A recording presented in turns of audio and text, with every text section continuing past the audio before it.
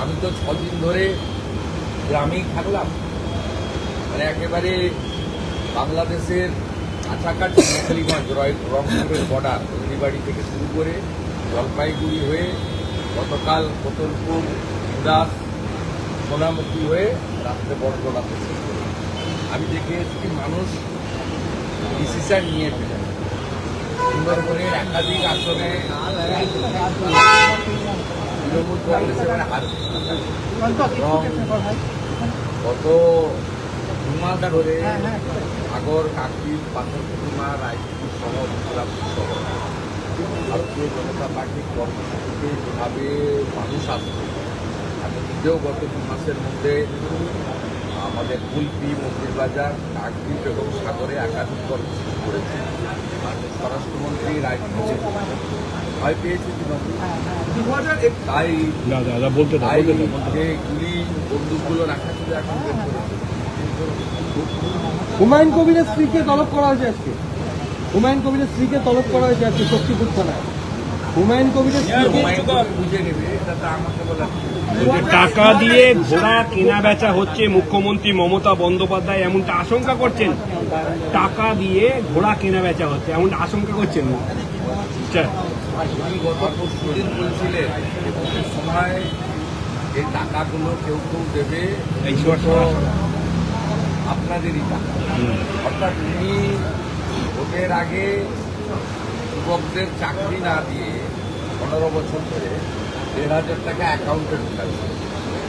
তিনি মহিলাদের 100 টাকা বৃদ্ধি করে তাদেরকে আরজিকরের ঘটনা, তামান্নার ঘটনা, বকটুই ঘটনা, দুর্গাপুর আইসিসির ঘটনা ভুলিয়ে দিতে চাইছেন।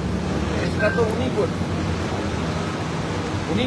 ভারতীয় জনতা পার্টি রাষ্ট্রবাদের পক্ষে পরিবর্তনের লক্ষ্যে কাজ করছে এবং বিকল্প ভারতীয় জনতা পার্টি এটা 3-3টে বড় নির্বাচনে প্রমাণ হয়েছে। 19, 21 এবং 24 এত চেষ্টা করে ছাপ্পা মেরে ক্যামেরা বন্ধ করে 300 বিজেপি কর্মীকে খুন করেও 40% কাছাকাছি ভোট এবং 2,30,00,000 ভোটার, এই ভোটারের প্রায় 99% সনাতনী হিন্দু এবং আদিবাসী, আমাদেরকে নিচের দিকে নামাতে উনি পারেন।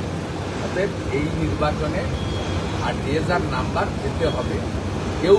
আমি তো 6 দিন ধরে গ্রামেই থাকলাম, মানে একেবারে বাংলাদেশের কাছাকাছি মেখালিগঞ্জ রংপুরের বর্ডার হলদিবাড়ি থেকে শুরু করে জলপাইগুড়ি হয়ে গতকাল কোতলপুর দাস সোনামুখী হয়ে রাত্রে বড়জোড়াতে শেষ করে আমি দেখে এসেছি মানুষ ডিসিশন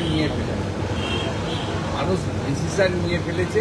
এখন ইভিএম অবধি মানুষকেও যেতে হবে আর ইলেকশন কমিশনকেও পৌঁছে দিতে হবে।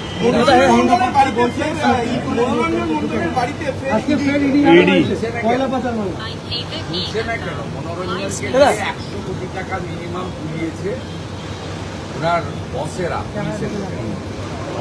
মনোরঞ্জনকে তুললে হেফাজতে নিলে ও 25 টাকা রেখে 75 টাকা কালীঘাটের কোথায় পাঠিয়েছে বলে